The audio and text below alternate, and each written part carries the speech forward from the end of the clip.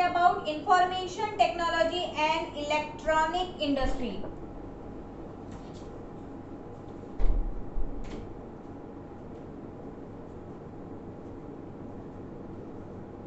Information technology and electronic industry.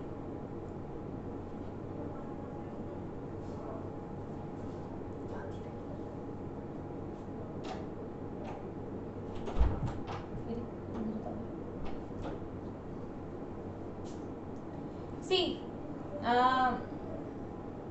information technology, you all know, IT means computers and all that, and electronic, you all know, all the machines and everything that is run by the electricity. Clear?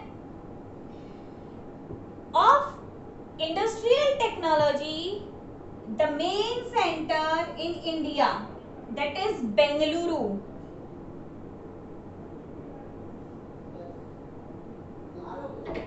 Okay, main center where it is in Bengaluru, it is known as electric capital of India. Electronic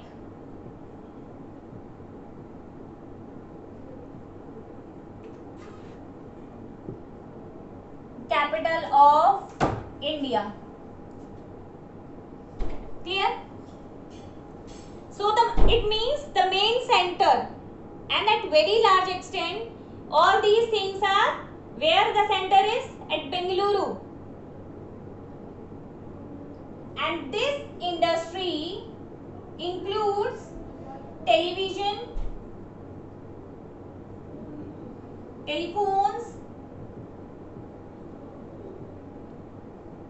radios, computers. Mainly आपको मैंने यहाँ पे लिखवाई थी electronic. Yes. So mainly they are included, but we can say the electronic items are also included. Clear? I hope you have understood that this manufacturing industry, what does this industry is? Information technology and electronic industries, means this industry is producing mainly television, telephones, radios, computers or other electronic equipments. Main center is where? At Bengaluru. Okay, and it is known as electronic capital of India. Electronic capital of India. This is very important. Mark it for your objective types questions. Clear?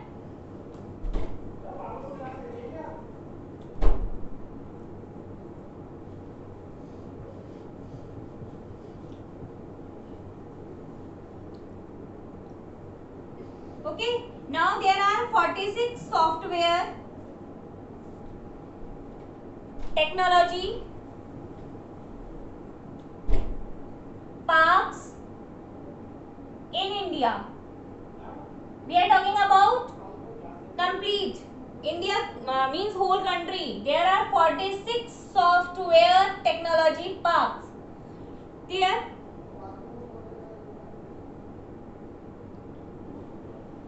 We will be discussing, let me tell about the centers, important centers for that.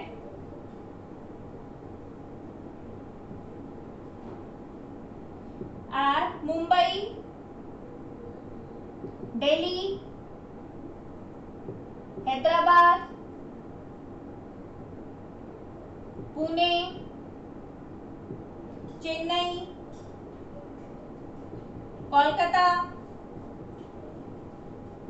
Lucknow, Coimbatore.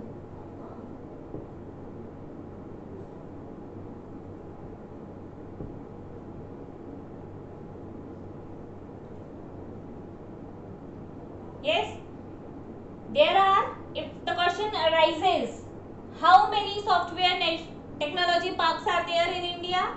There are 46 software technology parks in India. Yes, means at a very large extent. Clear?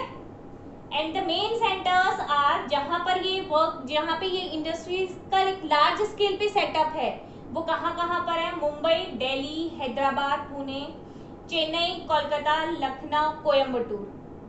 I hope you all are preparing, you all are doing map work of manufacturing industries. Clear? See, one thing very important, whether those in geography all the lessons are included. Clear?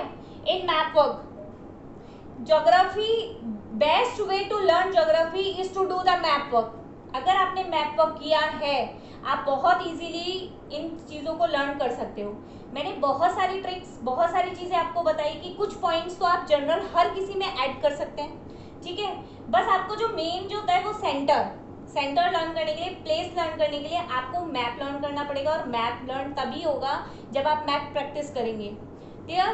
Right from the beginning मैं आपको starting से geography पढ़ाने के लिए हमेशा से first चीज़ यही कहती हूँ कि आपको पहले अपना मैप पक्का करना है, उसे बहुत अच्छे से लर्न करना है. क्लियर? जैसे कि अपन ने पिछले वाले लेसन में पोर्ट्स लर्न किए थे, very easy to learn ports now. ठीक है, लेकिन अगर आप मैप लर्न नहीं है तो you will face the difficulty. ये याद नहीं होंगे ऐसे until and unless you are doing the map work. Okay, so important centers are Mumbai, Delhi, Hyderabad, Pune, Chennai, Kolkata, Lucknow, Coimbatore. Okay, now in this sector, in this industry, we have seen 30% of the workers, they are females. ठीक है, इस industry में, इस field में, in information technology and in electronic industries the total number is 100 and out of this 100% 30% are female workers. Clear?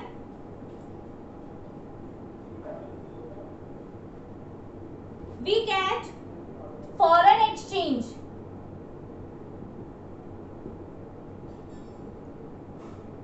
That is also at high. काफी सारा हमें इसमें फॉरेन एक्सचेंज, फॉरेन अमाउंट मिलता है when we are exporting the things. Okay.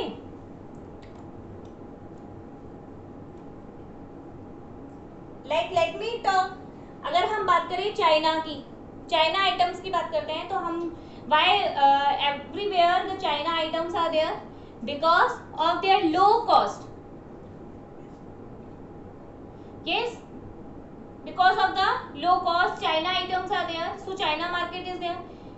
If we get the things at very low cost, we are also in the market of exchange. Clear? So there are many things that we export and we earn the foreign money.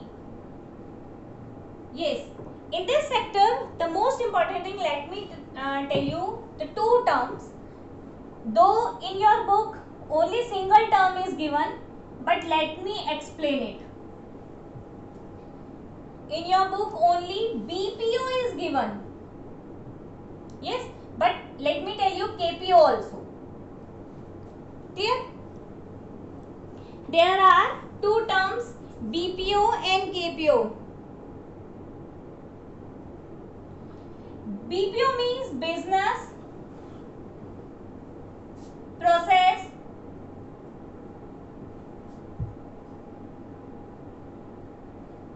outsourcing. Yes, and this is knowledge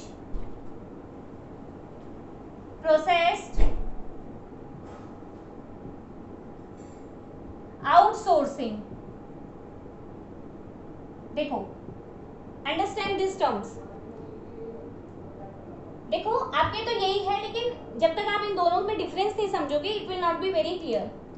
business process outsourcing, इस समय during this corona time आप लोग एक word, एक terms बहुत बार सुनते हो, work from home.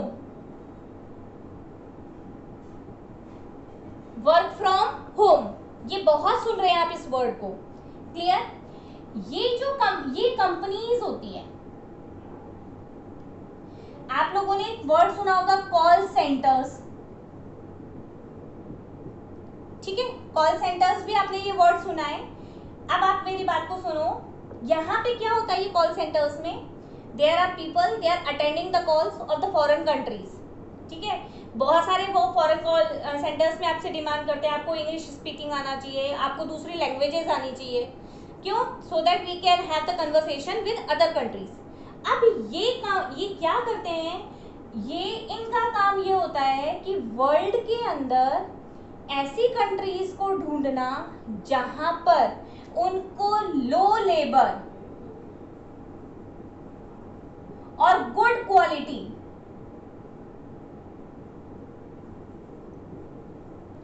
Labour पैसा भी कम ले और क्वालिटी भी अच्छी दे। बेस्ट एग्जांपल है इंडिया। हम इंडियंस हम इंडियंस के पास बहुत capabilities abilities, we are very much forward in that, ठीक है। हम लोग बहुत देशों से आगे हैं इन सब चीज़ों में, लेकिन as the number of population, unemployment, बहुत सारी प्रॉब्लम्स जो हैं उनकी वजह से हम लोग क्या है, लेबर जो है, लेबर हमारी क्या हो जाती है, बहुत ही लो कॉस्ट की है। क्लियर? तो ये कंपनीज क्या करती हैं, ये कंपनीज दूसरे देशों में ऐसे जनों को ढूंढती हैं जिनको ये काम आता हो और वो काम, उनका काम सस्ते का मीन्स बहुत कम पैसों में उनका काम कर दे, ठीक है। चाहे वो कोई सा भी काम हो सकता है। और जैसे कि वर्क फ्रॉम होम कह रहे हैं कि हमको भी लगता है कि घर बैठे ही बैठे कंपनी, बाहर की कंपनीज हमको क्या दे रही हैं, काम दे रही हैं and they are ready to do the work, ठीक है। इसके अंदर तो क्या होता है, ये जो बिजनेस, ये जो प्रोसेस है, इसके अंदर बहुत ज्यादा स्किल की जरूरत नहीं होती है, ठीक है। सपोज मैं बात करूं जैसे कि टाइपिंग सेंटर, बस आपको एक टाइप आना चाहिए, क्लियर, टाइपिंग हो गया, या आपको कई बार नोट्स भी बनाने होते हैं, रिटर्न वर्क आता है, बहुत सारे डिफरेंट टाइप्स कंपनीज का वर्क पे डिपेंड करता है। लेकिन इसमें और इसमें डिफरेंस क्या है, this is KPO, knowledge process outsourcing. Outsource मतलब समझ गए ना, आउट यानी देश के बाहर, सोर्स का मतलब ऐसे लोग मिल जाए जो हमारा वर्क कर दे। लेकिन ये जो वर्क होगा ये किसके बेस्ड पे होगा, नॉलेज बेस्ड पे होगा। ये इसका मतलब जैसे कि अगर मैं बात करूं CA, chartered accountant, they are professionals in their work, तो ये क्या करेंगे, अपनी कंपनी का ऑडिटिंग करवाएंगे। ऑडिट कराने के लिए उन्हें सीए की जरूरत पड़ेगी, ऐसे ही तो कोई वर्क नहीं कर देगा ना, कि जिसने भी बीकॉम कर लिया या सिंपल एक मतलब अकाउंट्स का सिर्फ थोड़ा सा ही उसको नॉलेज है उससे काम करा लेगा, नहीं करेगा। They will search for such auditors जो कि क्या करेगा, इनके वर्क को करेगा और उनकी कॉस्ट क्या होगी, कम होगी। डिफरेंस समझ में आया? इसके अंदर बहुत ज्यादा स्किल की जरूरत नहीं है, लेकिन इसके अंदर पर्टिकुलरली आप उसमें क्या होंगे, स्किल्ड होंगे, प्रोफेशनल्स होंगे, उन्हीं से वर्क होगा वो। तो डिफरेंस, आई होप ये डिफरेंस समझ में आया आपको, क्लियर। तो इसमें क्या होता है, ये जो हमारी इंफॉर्मेशन टेक्नोलॉजी, इलेक्ट्रॉनिक, ये जो इंडस्ट्री है, ये आपको बहुत सारे बीपीओज प्रोवाइड करती है। मींस बाहर की कंपनी आती है। अब जैसे कि हम बात करें, अगर मैं ये MI का फोन की बात करूं, तो बेसिकली वो चाइना की कंपनी है, लेकिन असेंबलिंग का काम कहाँ होता है, इंडिया के अंदर होता है। उस पर लिखा हुआ आता है मेड इन इंडिया, जबकि वो कंपनी कहाँ की है, चाइना की, ठीक है। तो वो क्या करा, इसने क्या किया, यहाँ पे जो उसके पार्ट्स थे, डिफरेंट पार्ट्स, उसके असेंबलिंग यहाँ करवा ली, ठीक है।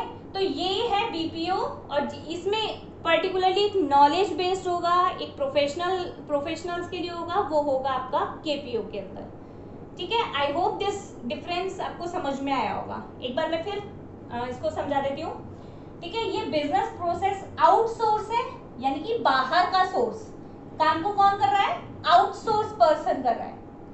ये नॉलेज बेस्ड है, इसको थोड़े से भी स्किल्ड है आप, ठीक है, तो आप इस काम को कर सकते हैं। मीन्स ऐसा वर्क नहीं होता कि आप नहीं कर सकते, ठीक है, कर सकते हैं आप उस काम को, तो वो ये वाला वर्क होता है। लेकिन इसके अंदर आपको पर्टिकुलर नॉलेज इस चीज की होनी ही चाहिए, that is KPO, clear.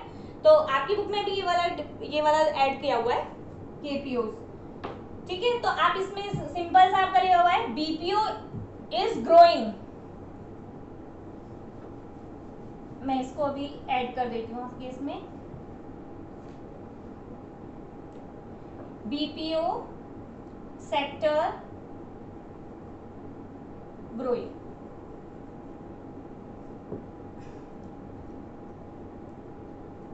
Clear? अब आपको पता है if we are talking about information technology, it means we are talking about both hardware and software. हम दोनों की बात कर रहे हैं, ठीक है? तो growth of hardware and software is the key to the success of IT industry. दोनों की ग्रोथ होगी।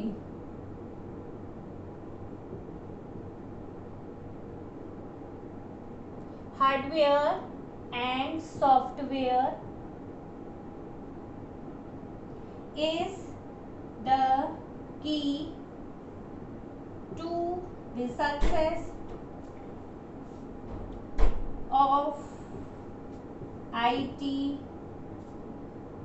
industry. ये इसकी की है सक्सेस की कि हम हार्डवेयर में भी यानी कि प्रोडक्ट्स उसमें भी और सॉफ्टवेयर दोनों बनाने में हम क्या हो रहे हैं, वी आर ग्रोइंग, डेवलप हो रहा है हमारा। Clear? So this was all about information technology and electronic industry. Clear?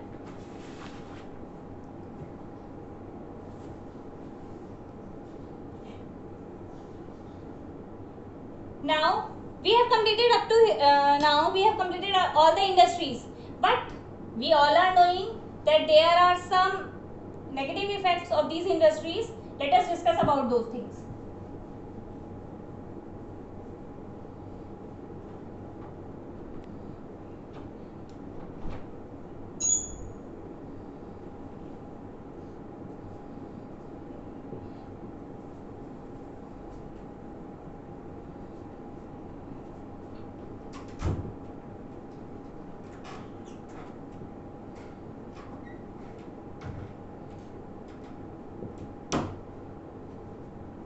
Yes, industrial pollution and environmental degradation.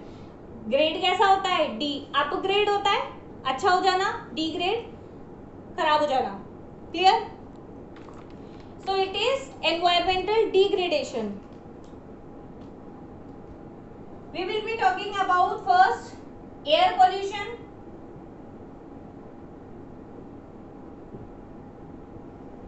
yes, there are many industries by which gases, harmful gases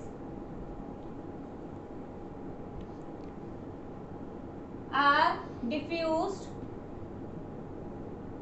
in the environment.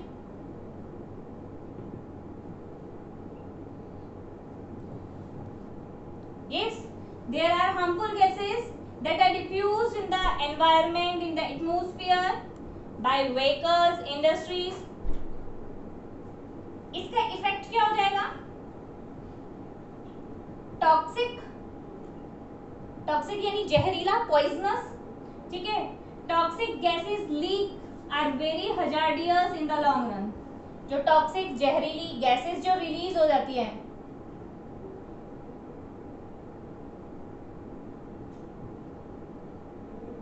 yes, leaks are very dangerous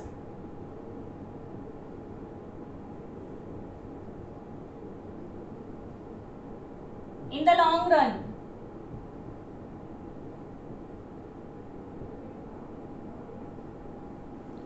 ठीक है? अगर लंबे समय तक यही सब चलता रहा, ऐसे ही चलेगा, तो वो क्या होंगे? पॉइजनस होंगी। डेफिनेटली हमको क्या करेगी? हमको, एनवायरनमेंट को, एनवायरनमेंट में तो सभी आ गए। क्लियर? तो it will be very harmful. This was air pollution. In the same way, you can write about water pollution. मैं इसको छोटे छोटे पॉइंट्स में आपको मेंशन कर देती हूँ।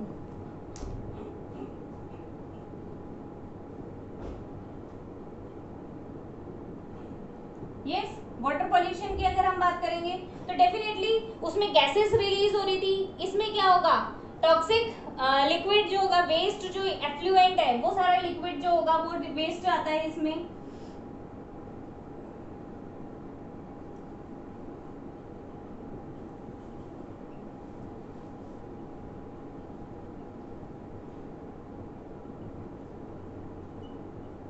Organic and inorganic industrial waste and effluents that is discharged in the river। ठीक है, और इसके इफेक्ट्स क्या हो जाएंगे? It will degrade the quality of water. ठीक है, पानी जो होगा उसको पोल्यूट कर देगा, तो जो उसकी क्वालिटी है वो डिग्रेड हो जाएगी। क्लियर? ये सारी चीज आप हर उसमें लिख सकते हो। एयर पोल्यूशन है तो it will degrade the environment. ठीक है, वाटर पोल्यूशन है तो it will degrade the river water, the fresh water, the available drinking water. कोई सी भी लाइन आप ऐड कर सकते हैं। क्लियर? थर्मल पोल्यूशन,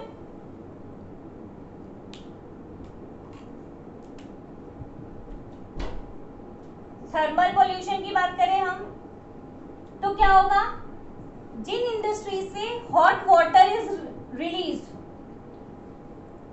ठीक है, वाटर को जब हॉट वाटर को क्या किया जाता है, जब रिलीज कर दिया जाता है तो ये क्या करता है? ये ग्राउंड वाटर की क्वालिटी को खराब कर देता है।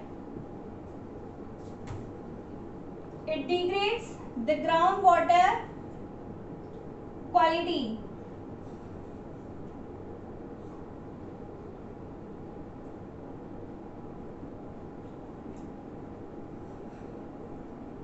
ठीक है, और डेफिनेटली ये पॉल्यूशन वगैरह सबसे, इन सबसे क्या होगा? आप ये वाली चीज भी हर उसमें ऐड कर सकते हैं कि कैंसर होगा, डिजीजेस इंक्रीज होंगी। Okay, now another thing that is noise pollution.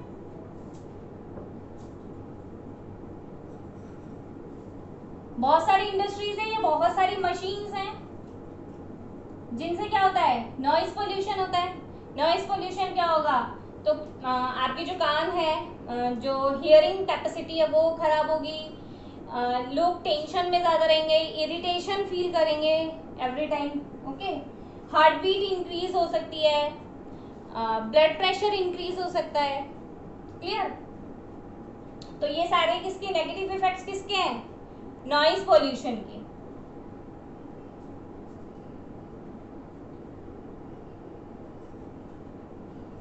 As I have provided all these notes in advance, I hope you might have made the notes in the notebooks. And today is Saturday, so you are going to submit the homework, everyone. Okay. Now, thing is that how to control this environmental degradation.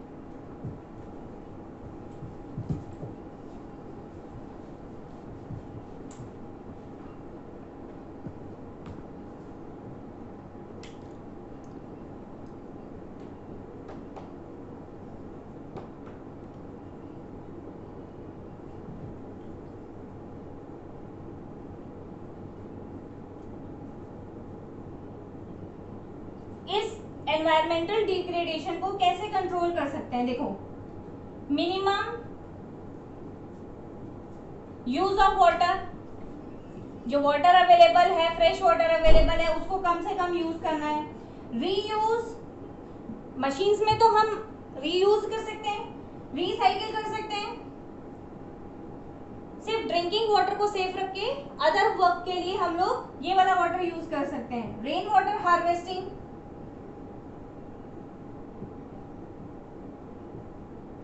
Harvesting का मतलब समझते हो? Harvesting का मतलब इकट्ठा करना। तो rain water को क्या करना है? इकट्ठा करना। क्लियर? आपका ड्रेनेज पैटर्न इस तरह का हो, ड्रेनेज सिस्टम ऐसा हो कि वाटर क्या हो, एक जगह सारा डंप हो सके और वो सारा पानी इकट्ठा हो सके। क्लियर? क्योंकि this is the major source. Rain water ही क्या है? हमारे पास मेजर सोर्स है। ठीक है, तो these are the end what are the treatments of industrial effluent.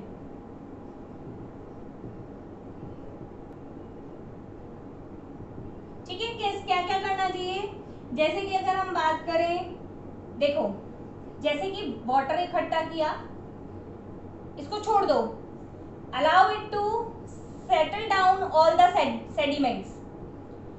जो वाटर है उसके अंदर सैंड पार्टिकल्स, डस्ट पार्टिकल्स और कोई सा भी वेस्ट है, वो वेस्ट उस पानी को छोड़ दे, वो पानी क्या होगा, आपको पता है सेडिमेंटेशन होगा, धीरे धीरे नीचे बैठ जाएगा, ठीक है, और ऊपर आपको फ्रेश वाटर या सही वाटर इकट्ठा करके आप क्या कर सकते हो, उसको यूज कर सकते हैं।